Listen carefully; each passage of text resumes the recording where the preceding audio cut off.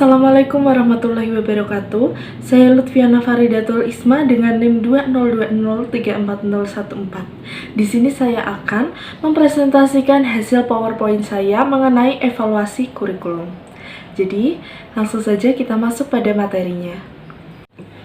Nah, pada pembahasan kali ini, materi yang akan dibahas yaitu yang pertama ada tujuan evaluasi kurikulum, yang kedua yaitu ada konsep atau model evaluasi, yang ketiga yaitu ada tinjauan masing-masing konsep atau model, dan yang terakhir yaitu ada model yang disarankan. Langsung saja kita masuk pada materi yang pertama. Tujuan evaluasi kurikulum. Nah, pada materi tujuan evaluasi kurikulum ini terdapat 3 bagian, yaitu yang pertama ada perbaikan program, yang kedua yaitu pertanggungjawaban kepada berbagai pihak, dan yang ketiga yaitu penentuan tindak lanjut hasil pengembangan. Perbaikan program. Dalam konteks tujuan ini, peranan evaluasi lebih bersifat konstruktif karena informasi hasil evaluasi dijadikan input bagi perbaikan yang diperlukan di dalam program kurikulum yang sedang dikembangkan. Di sini, evaluasi lebih merupakan kebutuhan yang datang dari dalam sistem itu sendiri, karena evaluasi itu dipandang sebagai faktor yang memungkinkan dicapainya hasil pengembangan yang optimal dari sistem yang bersangkutan. Selanjutnya ada pertanggungjawaban kepada berbagai pihak. Pada akhir fase pengembangan kurikulum, perlu adanya semacam pertanggungjawaban dari pihak pengembang kurikulum kepada berbagai pihak yang berkepentingan. Pihak-pihak tersebut mencakup pemerintah, masyarakat, orang tua, petugas-petugas pendidikan, dan pihak-pihak lainnya yang ikut mensponsori kegiatan pengembangan kurikulum yang bersangkutan. Dalam mempertanggungjawabkan hasil yang telah dicapainya, pihak pengembangan kurikulum perlu mengemukakan kekuatan dan kelemahan dari kurikulum yang sedang dikembangkan, serta usaha lebih lanjut yang diperlukan untuk mengatasi kelemahan-kelemahan jika ada yang masih terdapat. Kemudian yang ketiga yaitu ada penentuan tindak lanjut hasil pengembangan. Tindak lanjut hasil pengembangan kurikulum dapat berbentuk jawaban atas 2 kemungkinan pertanyaan. Yang pertama yaitu apakah kurikulum baru tersebut akan atau tidak akan disebarluaskan ke dalam sistem yang ada. Dan pertanyaan yang kedua yaitu dalam kondisi yang bagaimana dan dengan cara yang bagaimana pula kurikulum baru tersebut akan disebarluaskan ke dalam sistem yang ada. Nah, sekarang kita masuk pada materi yang kedua, yaitu beberapa konsep atau model evaluasi. Nah, pada materi ini, konsep atau model evaluasi dibagi menjadi 3 bagian, yaitu yang pertama ada measurement, yang kedua ada congruence, yang ketiga ada illumination, dan yang terakhir yaitu ada educational system evaluation. Dan materi yang pertama yaitu ada measurement. Model ini menitikberatkan kegiatan pengukuran perilaku siswa untuk mengungkapkan perbedaan individual atau kelompok. Objeknya adalah hasil belajar siswa, terutama aspek kognitifnya. Fungsinya untuk seleksi, bimbingan, dan perbandingan efektivitas program. Cara yang digunakan adalah membandingkan kedua siswa dalam kelompok, membandingkan hasil belajar antar kelompok, kuantitatif dengan tes tertulis, terutama tes objektif.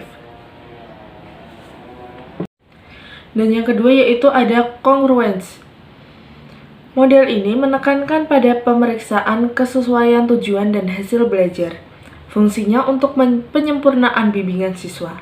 Objeknya hasil belajar siswa kognitif, psikomotor, dan afektif. Caranya mengungkapkan pre dan post assessment, analisis bagian demi bagian, kuantitatif dengan tes tertulis maupun jenis yang lain. Dan selanjutnya yaitu ada illumination. Model illumination merupakan studi pelaksanaan program, pengaruh lingkungan, pengaruh program terhadap hasil belajar. Fungsinya untuk penyempurnaan program. Objeknya latar belakang program, proses pelaksanaan, hasil belajar, kesulitan yang dialami. Cara melalui orientasi, pengamatan yang terarah, analisis sebab dan akibat. Nah, untuk model yang keempat yaitu ada Educational System Evaluation. Model ini membandingkan antara performance dan kriteria untuk setiap komponen program. Fungsinya untuk penyempurnaan program. Objeknya ada input, proses, dan output. Caranya yaitu dengan membandingkan performance dengan kriteria intern dan kriteria ekstern, kualitatif dan kuantitatif, dengan tes dan teknik lain model yang disarankan. Untuk memperoleh gambaran yang menyeluruh tentang kurikulum yang sedang dikembangkan, model Educational System Evaluation tampaknya merupakan model-model yang paling tepat. Kelemahan masing-masing model yang lain dapat ditanggulangi oleh model keempat ini. Nah, selanjutnya kita masuk pada materi yang ketiga, yaitu tinjauan masing-masing konsep atau model. Setelah kita melihat keempat model evaluasi tersebut, tentunya kita perlu mencermati secara rinci tinjauan dari masing-masing konsep atau model tersebut. Nah, di sini tinjauan masing-masing konsep atau model terdapat 4 model. Nah, yang pertama yaitu ada model measurement. Aspek objektivitas yang ditekankan oleh konsep ini perlu dijadikan landasan yang terus-menerus di dalam rangka mengembangkan konsep dan sistem evaluasi kurikulum. Di samping itu, pendekatan yang digunakan oleh konsep ini masih sangat besar pengaruhnya dan dirasakan faedahnya dalam berbagai kegiatan pendidikan, seperti seleksi dan klasifikasi siswa, pemberian nilai di sekolah, dan kegiatan penelitian pendidikan. Kelemahan dari konsep ini terletak pada penekanannya yang berlebih-lebihan pada aspek pengukuran dalam kegiatan evaluasi pendidikan. Dan untuk tinjauan model kedua atau model congruence, yaitu konsep ini telah menghubungkan kegiatan evaluasi dengan tujuan untuk mengkaji efektivitas kurikulum yang sedang dikembangkan. Dengan mengkaji efektivitas kurikulum dalam mencapai tujuan-tujuan yang telah ditetapkan, hal ini akan memberikan balikan kepada pengembang kurikulum tentang tujuan-tujuan mana yang sudah dan yang belum dicapai. Namun, hasil evaluasi yang diperoleh tidak bersifat relatif karena selalu dihubungkan dengan tujuan yang hendak dicapai sebagai kriteria perbandingan. Kelemahan dari konsep ini terletak pada ruang lingkup evaluasinya. Sekalipun tujuan evaluasi diarahkan pada kepentingan penyempurnaan program kurikulum, tapi konsep ini tidak menjadikan input dan proses pelaksanaan sebagai objek langsung evaluasi. Nah, sekarang untuk tinjauan model ketiga atau model illumination, yaitu konsep illumination menekankan pentingnya dilakukan evaluasi yang berkelanjutan selama proses pelaksanaan kurikulum sedang berlangsung. Gagasan yang terkandung di dalam konsep ini memang penting dan menunjang proses penyempurnaan kurikulum. Karena pihak pengembang kurikulum akan memperoleh informasi yang cukup terintegrasi sebagai dasar untuk mengkoreksi dan menyempurnakan kurikulum yang sedang berkembang.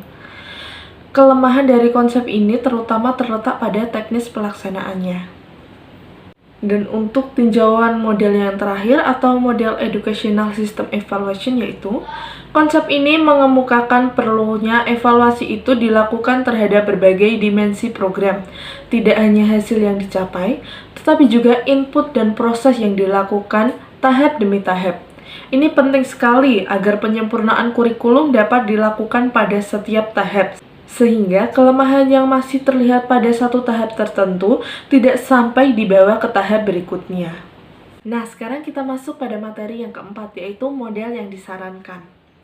Ketepatan suatu model tak dapat dilepaskan dari tujuan yang ingin dicapai dari kegiatan evaluasi yang kita adakan. Untuk memperoleh gambaran yang menyeluruh tentang kurikulum yang sedang dikembangkan, model Educational System Evaluation tampaknya merupakan model yang paling tepat. Kelemahan masing-masing model yang lain dapat ditanggulangi oleh model yang keempat ini. Untuk keperluan seleksi dan klasifikasi siswa, serta membandingkan efektivitas kurikulum yang baru dengan kurikulum yang ada, model measurement tepat untuk digunakan. Sedangkan untuk mengkaji efektivitas pembelajaran yang telah dilakukan dan untuk menetapkan tingkat penguasaan siswa terhadap tujuan-tujuan pembelajaran, model congruence tergolong ampuh untuk digunakan.